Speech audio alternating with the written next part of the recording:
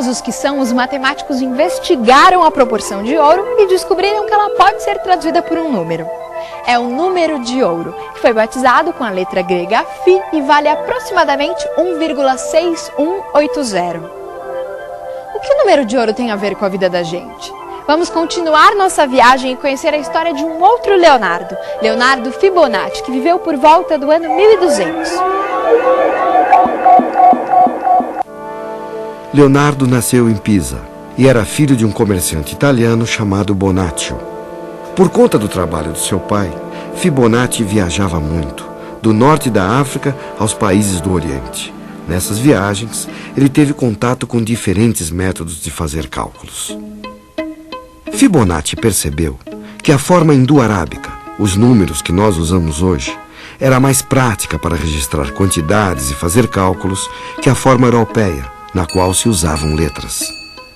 Fibonacci escreveu um livro em que explicava o uso dos novos numerais e alguns métodos de cálculo.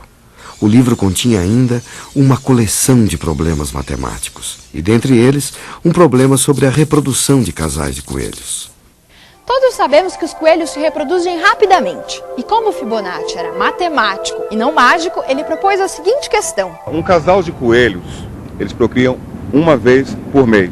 Esses filhotes levam 2 meses para crescer e geram um novo casal de coelhos. Ao longo de 12 meses, quantos coelhos serão gerados a partir de um único casal?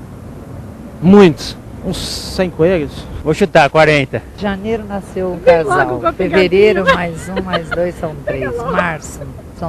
Pelo amor de Deus, tem que ter uma calculadora.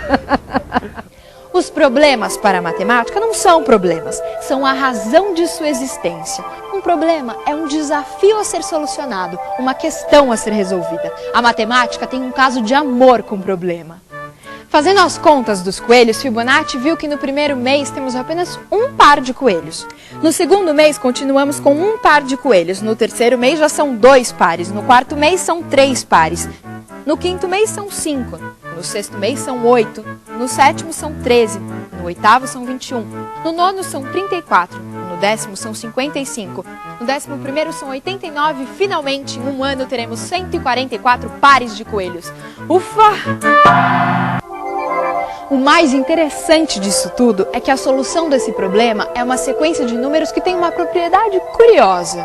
A partir do terceiro termo, cada número é obtido pela soma dos 2 anteriores. Dá uma olhada. 2 é igual a 1 mais 1. 3 é igual a 2 mais 1. 5 é igual a 3 mais 2. 8 é igual a 5 mais 3. 13 é igual a 8 mais 5. E assim segue indefinidamente. Essa sequência de números 1, 1, 2, 3, 5, 8, 13, 21, 34, 55, 89 e por aí vai, ficou conhecida como sequência de Fibonacci. Bom, aqui tem um fato muito curioso. Se pegarmos os números da sequência de Fibonacci, a partir do segundo número, e dividirmos pela própria sequência de Fibonacci, a partir do primeiro número, vamos obter valores que convergem para o número 1,6180. Ou seja, o número de ouro.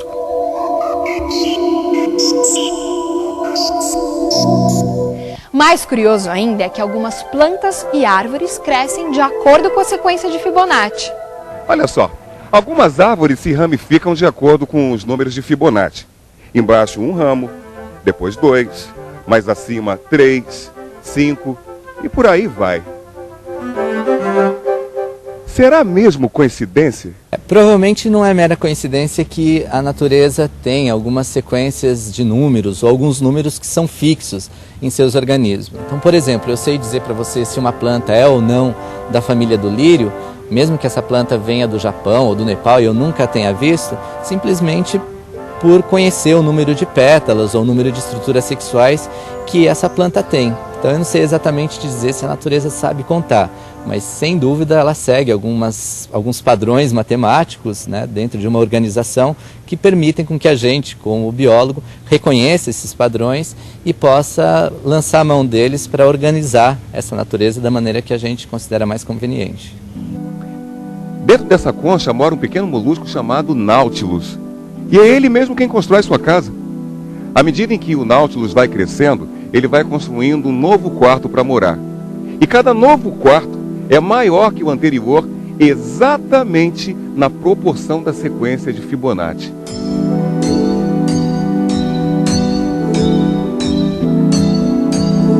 A espiral da concha do Nautilus tem uma propriedade interessante.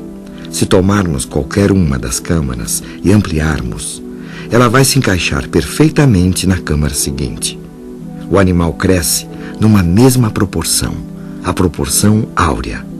E o mais impressionante é que se todas as câmaras forem aumentadas na mesma proporção, todas elas vão se encaixar nas câmaras adjacentes, e assim por diante.